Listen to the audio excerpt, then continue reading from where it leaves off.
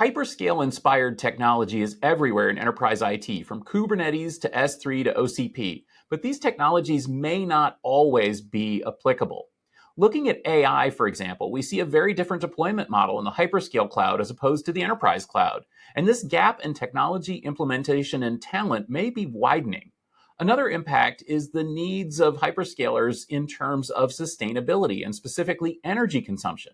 We should also consider how hyperscale use case distorts the use of the technology, which is obvious in CXL, GPUs, and networking technologies. Looking at Cloud Field Day, we can see that many of the companies are attempting to bridge this gap, connecting hyperscale and cloud technology to the enterprise. That's what makes Field Day so interesting.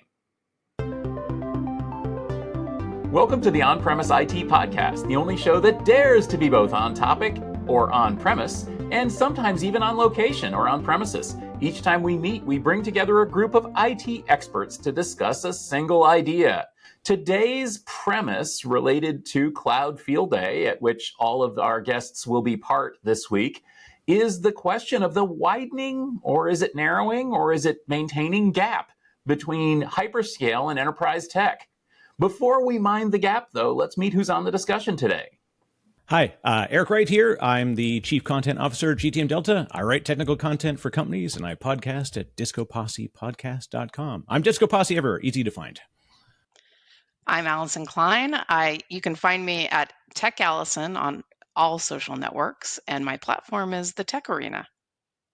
I am Nathan Bennett. You can find me as V Nathan Bennett in multiple different places, and you can definitely find me podcasting with the IT Reality Podcast. As in my day job, I tend to try to figure out how to put clouds together, one nebulous block at a time. And I am Stephen Foskett. You can find me here in the Gestalt IT On-Premise podcast. We just wrapped season 5 of Utilizing Tech. And of course, you'll find me every Wednesday on the Gestalt IT Rundown and as Foskett on most social medias. So we are ramping up for Cloud Field Day this week. This episode is posting on Tuesday, and then Wednesday and Thursday, we've got a packed couple of days with Cloud Field Day presentations. But this week is also OCP Summit here in beautiful San Jose, California. And the question that arises is, there's obviously cross-pollination going on between hyperscale and enterprise tech. In fact, to the extent that basically enterprises and enterprise vendors are now just using the C word for everything they do. It's all about cloud. And sometimes it is. And a lot of the hyperscale tech has actually impacted enterprise. I mean, look at the success of Kubernetes. I mean, that was never designed for enterprise. And now we're finding it everywhere. We're finding it at the edge. We're finding it in space, But given, the fact that technologies like that were not actually created for use by the vast majority of data center computing, what do we think of this? How do we mind the gap, as Allyson put it, between hyperscale and the enterprise? And Allyson, I'm going to pick on you first, since you suggested this topic. Talk to us a little bit about that gap. I've been engaged with OCP for a decade, I think. I worked on some of the announcements of OCP actually being created when I was back in the industry. And I think that what's interesting about it is that it started from a standpoint of a very clear message about what do the hyperscalers want and what do they want the industry to do. But over the last few years, it's gotten much more interesting in terms of expanding their focus to the edge, expanding their focus to telco. They're having a much broader footprint. And I think that there might be a narrowing of the gap in some ways around their configurations. But when I look at broader technology trends, there are tons that make me really question, are enterprises ready to do things like composable infrastructure with CXL? Are they ready to take advantage of things like chiplet architectures and heterogeneous chiplet architectures? And I'm sure there are many other things that the collective body today can add to the list of areas where we're going to need to look and see if are these gap wideners. I definitely think the idea that composable infrastructure, like when we first saw that coming in, we said this concept is great and we loved the idea. And I think a lot of vendors grabbed onto that idea as a message of like, hey, let's just create truly a pluggable architecture. And this was kind of before the cloud was even a thing. Like private cloud wasn't even a word we used. Amazon Web Services didn't exist. We were talking about composable architectures.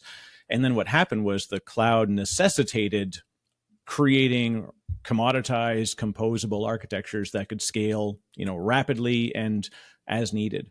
And then we had these like specialized clouds, and then we had the commoditized cloud. And so I have this funny thing that I always see, like you described, Allyson, of like, I call it rapid specialization and rapid generalization. We've got the AI ML crowd, which is going hardcore to like, I'm going to strap 17 GPUs on the back of my phone so that I can like scan the world.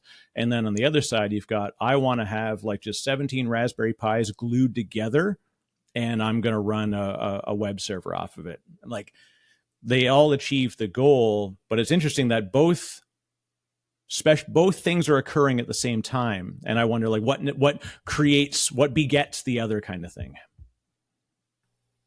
I think when we talk about the gap, there's definitely a lot of different things that we need to dive into. Like, what is that scalability, that elasticity that people want and desire when they move to cloud? What are the individual pieces that the organizations are actually trying to achieve? Like, to your point, Eric, when you were talking about AI, a lot of people want to utilize AI. And so they think, you know what, okay, this will be easy. I can just jump into the cloud and build a couple AI boxes and start utilizing that. And then they find out that most AI boxes in the cloud are already reserved, and they have to open tickets and yell. Like, they literally become old men yelling at clouds saying, hey, please, can I have an AI box, so that they can actually run some workloads. And then what do they end up doing? They end up actually going back to their data centers and trying to figure out how to build it. And then they build it, and then they say, oh no, now I've got this insanely huge power consumption that we have. How do we figure all these things out? And so it's if there is a narrowing of gap, I would say that it is creating additional gaps that they have to start trying to navigate. Well, it's interesting you bring up, you literally said utilizing AI, which is literally the name of the podcast that we have.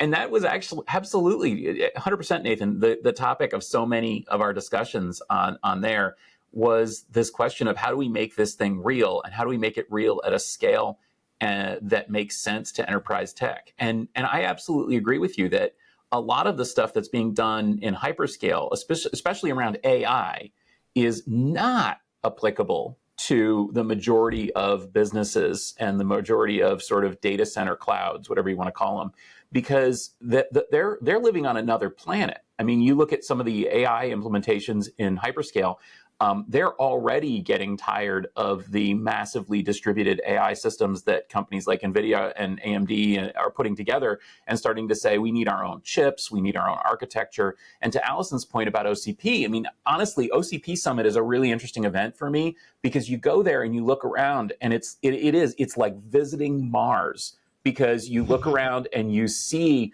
the different way that hyperscalers see the same technology. So, you'll go and you'll see CXL there, but what they're using CXL for is completely different. You'll see AI there, AI hardware, inferencing and training engines and stuff, and it's like a different animal. How do we say that the gap is narrowing when it looks to me like the gap is widening? I think AI is one of the biggest topics in this space, because if you look at what the hyperscalers are doing, and they're deploying hundreds of thousands of GPUs in these massive data centers, they're using high performance computing cluster backgrounds to build these things in tight coherency. How does an average enterprise, let alone get their hands on GPUs, but get their hands on the talent that can actually build these types of systems for them? I think the talent gap is something that is the tip of the spear in terms of what they can do and what they can't do in terms of taking advantage. But I think the industry will respond, and they do. And I've seen it time and time again. When you see the hyperscalers go in one direction with technology, the industry will look and say, hey, there is a market here for enterprise. So how do we re-envision this technology in a way that broad enterprise can actually take advantage of it. We saw that with private cloud. We've seen that with multi-cloud, and thinking about how enterprises would actually want to use multiple cloud instances. They've taken technology, whether it be the stacks or the underlying infrastructure, and taken them in different ways. To your point earlier, Stephen, Kubernetes and space. I keep thinking about that.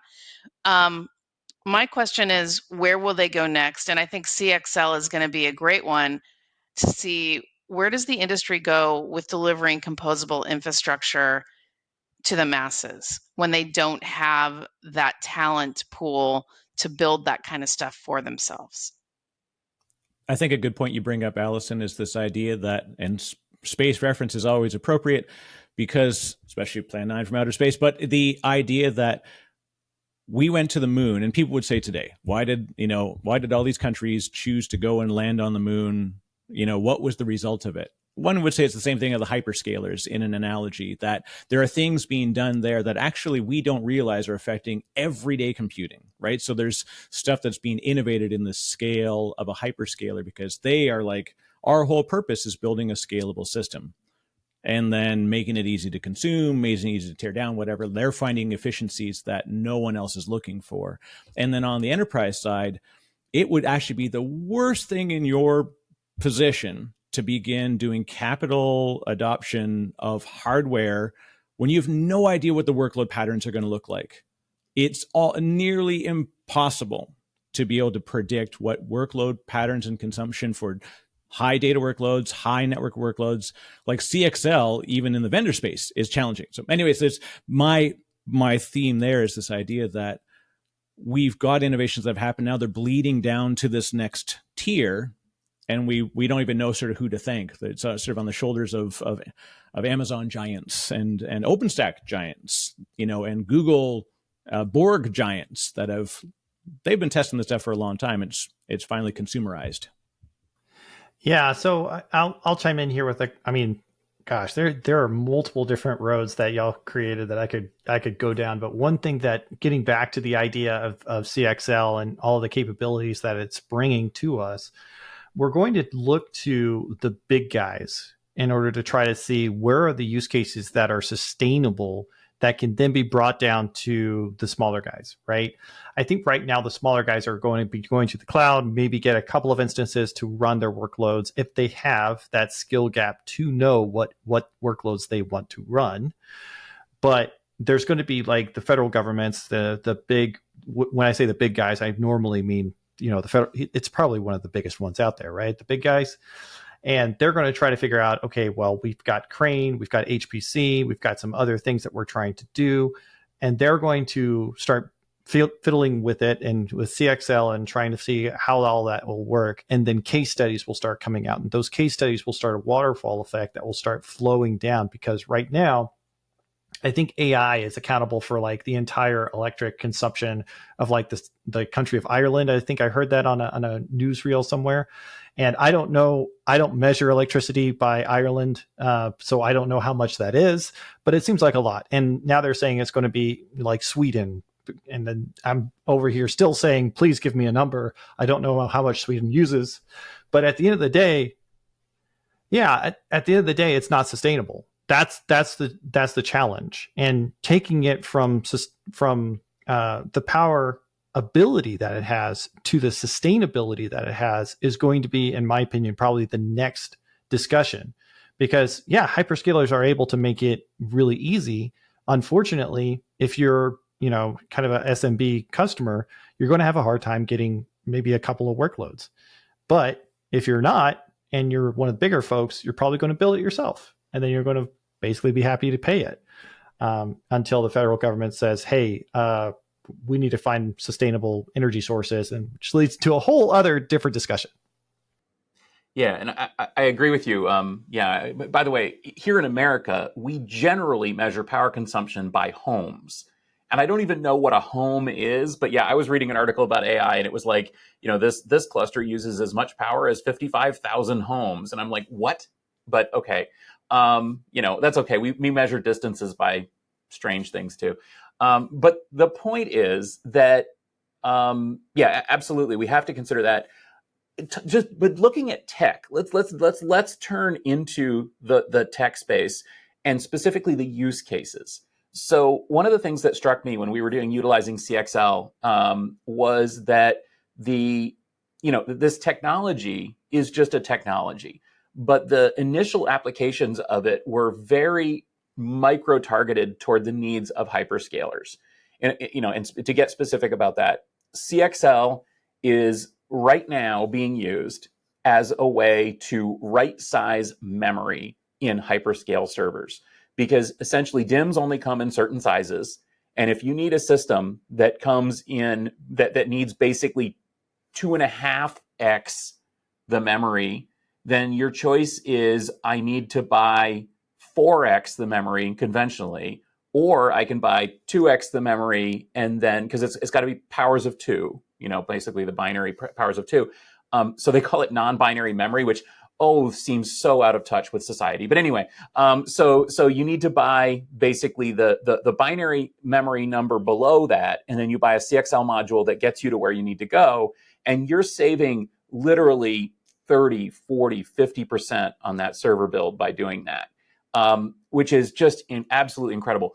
But that's not what CXL is supposed to be. It's not just supposed to be a way to right-size memory, but that's just an incredible solution. And so Intel and AMD are like, ooh, yeah, we're delivering that, and Micron's like, and Samsung, they're like, heck yeah, here's the board, right-size memory, save 50%, give us the check, You look at AI, it's the same kind of thing, what is NVIDIA delivering for, AI clusters? They're delivering basically massive, scalable multi-tenant AI clusters on the one hand, and on the other hand, they're delivering basically a GPU.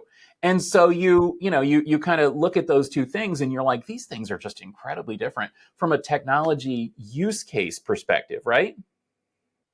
I think that one of the things that shows this change is who's involved in the industry standards that are delivering these technologies. When the CSPs moved in mass into the organization that delivered the CXL specifications, you kind of knew that their desires were going to be reflected in how that standard was developed and what technologies were prioritized in terms of hitting the market first.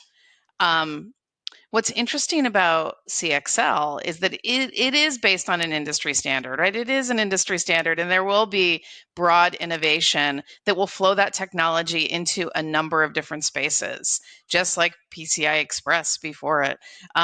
But I think that what's different about AI, and something that I've been writing about on my platform, is that NVIDIA holds a lot of the cards as to how this technology is being developed, both from a standpoint of their GPUs and their InfiniBand fabric from Mellanox. And that gives them an unequal share of power in how this trajectory is moving.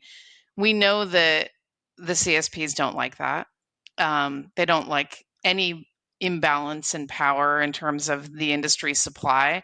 And I think that's why you're seeing so many interesting startups coming up in investing in different types of accelerator engines for AI training.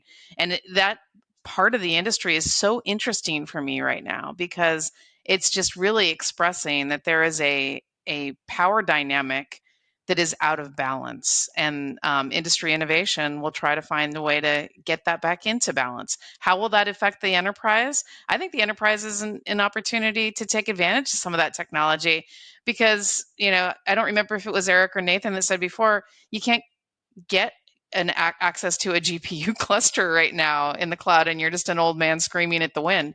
So this might be another avenue for them to get some of that technology in their hands. Yeah, we're going to see the re-rise of grid computing, and when we would all do the the work on those collective projects where you just leave your machine on and it spins away in the background. Even like TidalScale, I think, was the company that they actually had the idea of aggregating disaggregated machines and then treating them as one pool of memory and one pool of storage, and they had built a way in which you could do it.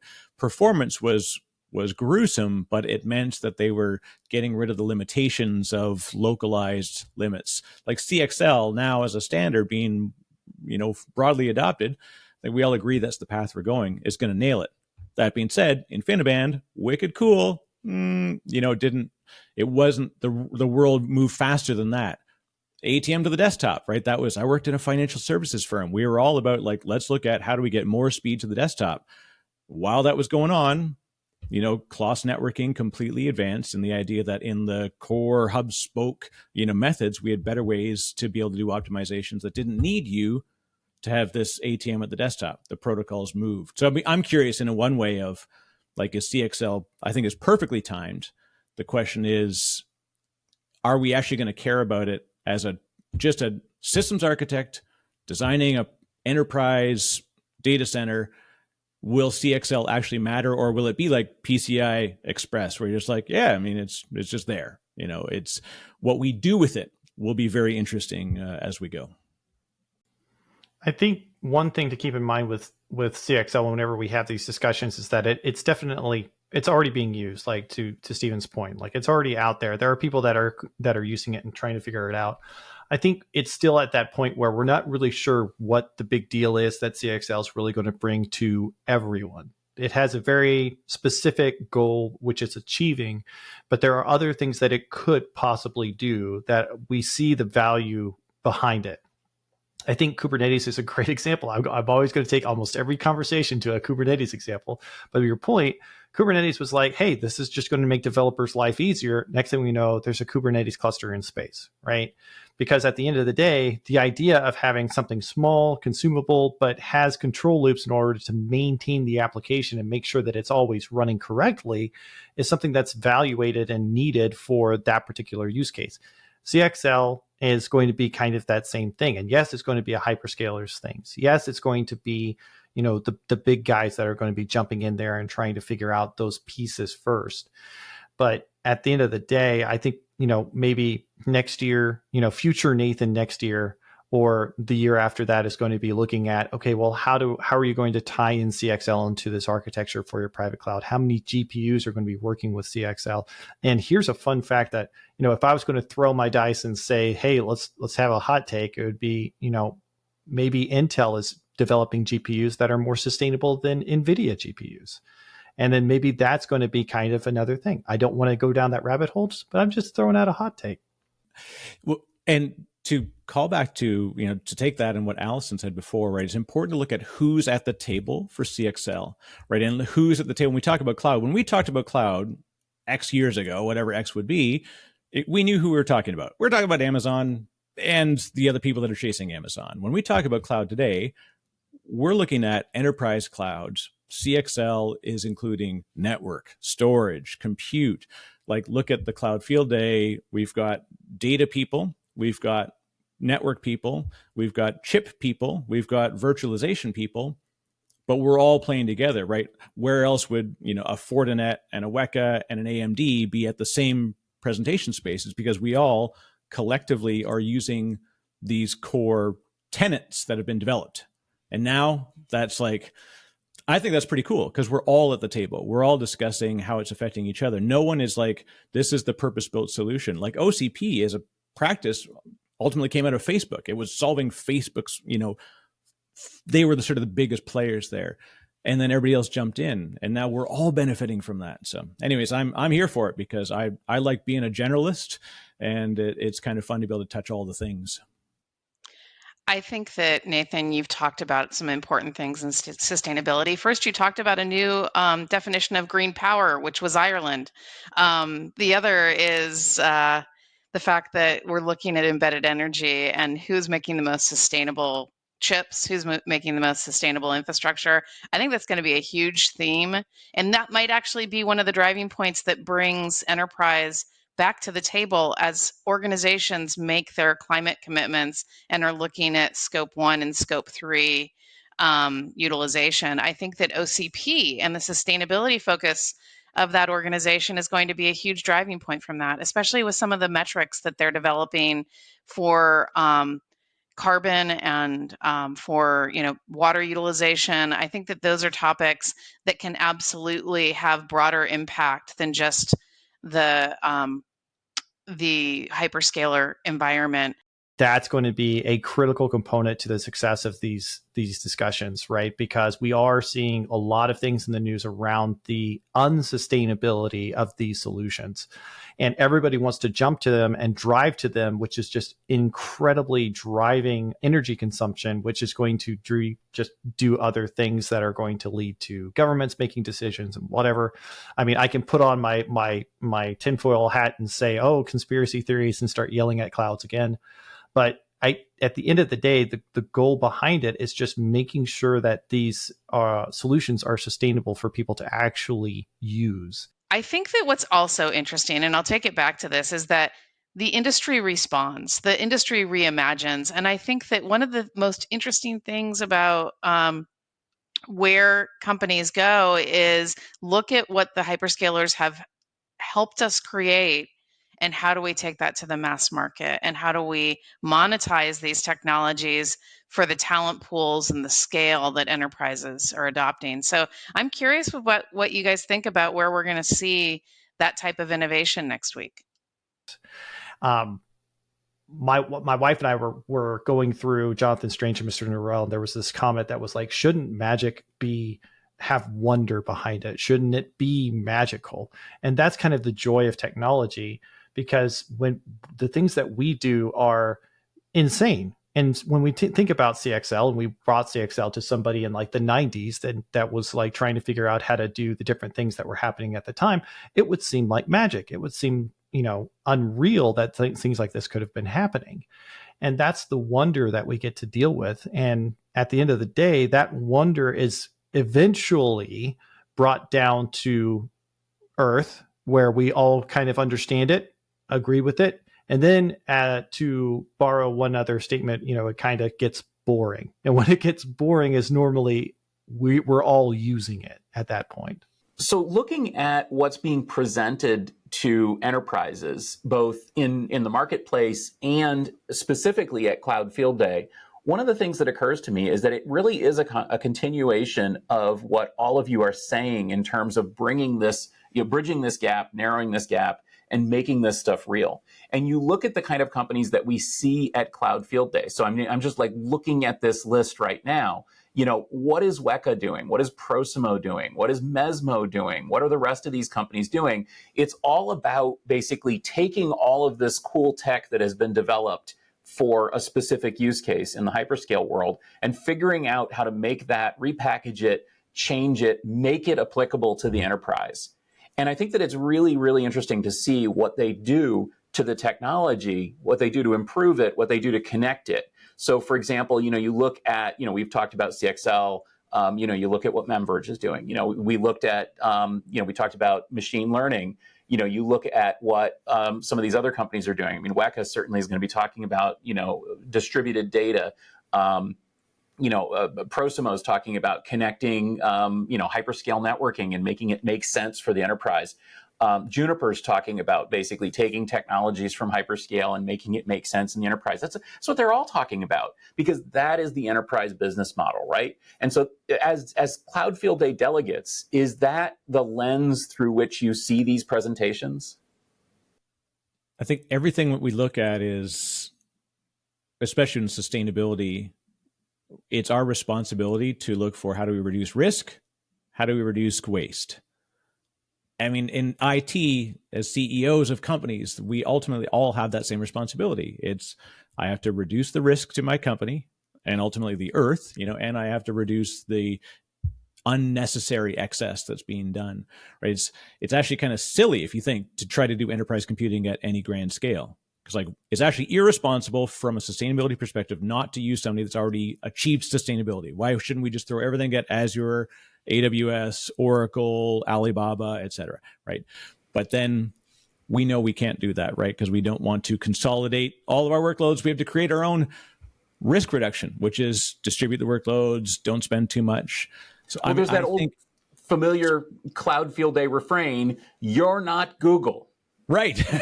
Right. Giphy, right, was Google infrastructure for everybody else. Alex Polvey coined that phrase, and ultimately it was something that survived into Red Hat and lives somewhere buried inside of a key store.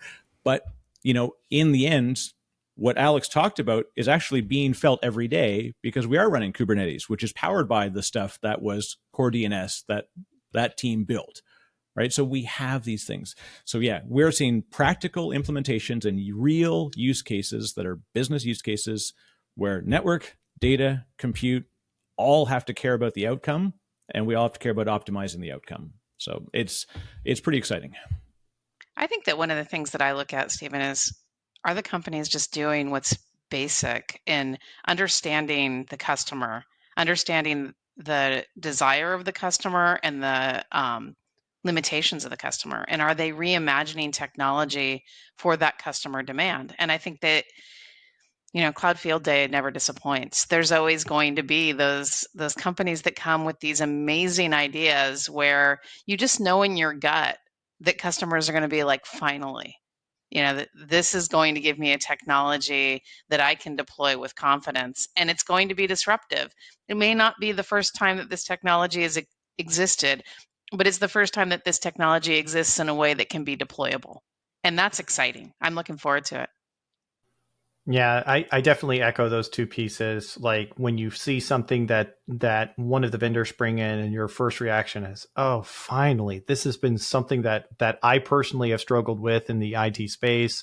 It's something that I know that a number of my customers or friends or user, whatever you want to call it, when you see that solution that just makes sense and you can finally just stand up and say, thank you for creating that. That's an exciting part of Field Day.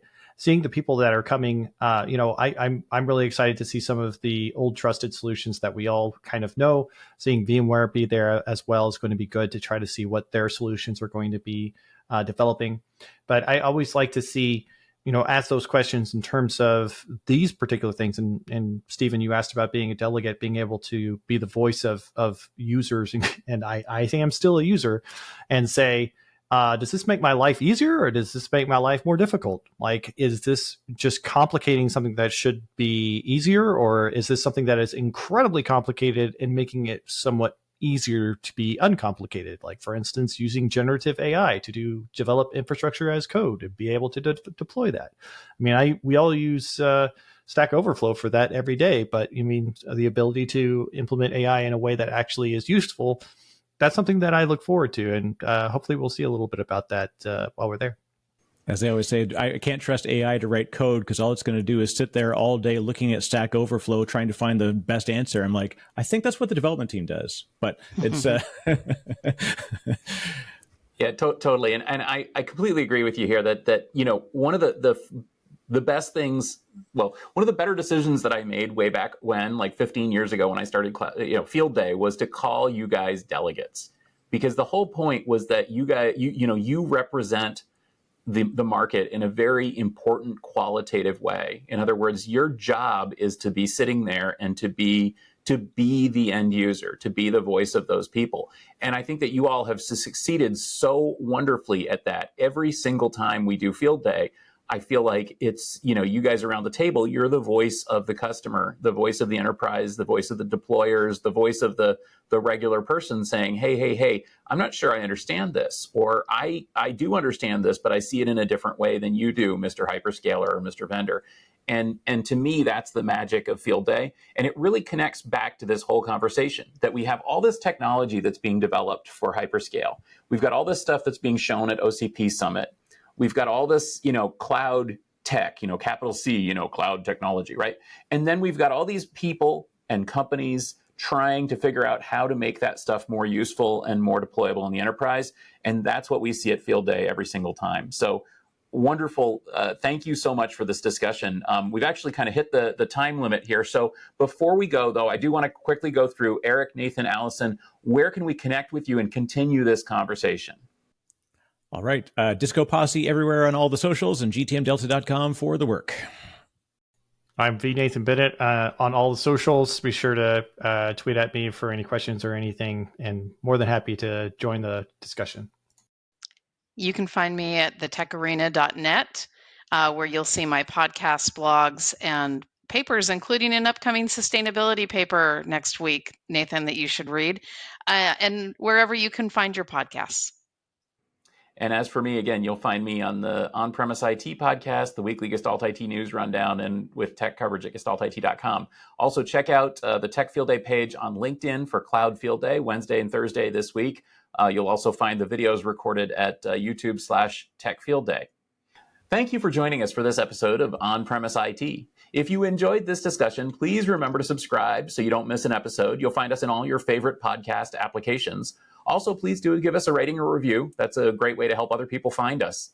This podcast is brought to you by gestaltit.com, your home for IT coverage from across the enterprise. For show notes and more episodes, just head to gestaltit.com/podcast. Thanks for listening, and we will see you next week.